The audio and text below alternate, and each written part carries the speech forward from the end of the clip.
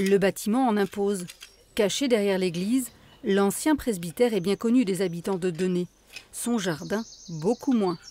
Gilles de Navassel, propriétaire avec sa femme depuis 2018, se rappelle des kermesses.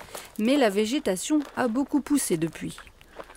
J'avais un très très vague souvenir, mais je savais qu'existait une sorte de cheminement pour aller en bas du terrain.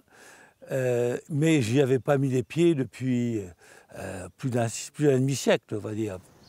Après avoir restauré le presbytère, le couple s'est intéressé au jardin. En famille, ils ont tout débroussaillé pour dégager les murs de pierre, une forme atypique et une histoire qui a séduit le loto du patrimoine. Il va financer près de la moitié du chantier de sauvegarde, soit 300 000 €.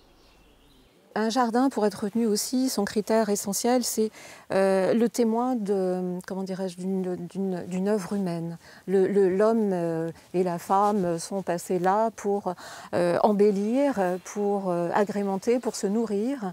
Donc il y a là toutes les traces, on va faire revivre ce lieu. L'idée est de retrouver l'usage des lieux. Un plan de 1824 va permettre de réinstaller le potager près du verger, de retrouver les cheminements, mettre en valeur cette loge, refuge des prêtres réfractaires pendant la Terreur. C'est intéressant parce qu'on est ici dans un jardin de curé, mais d'un curé très particulier, puisque c'était un curé qui était d'une paroisse très riche, c'était le frère de l'évêque d'Angers, et donc on retrouve des éléments de tous les jardins de curés, mais de façon très bien traitée et de façon d'une grande ampleur. Le chantier a débuté il y a 2 semaines et devrait se terminer en 2027 avec l'objectif d'ouvrir le lieu au public. Reste à boucler le budget des travaux.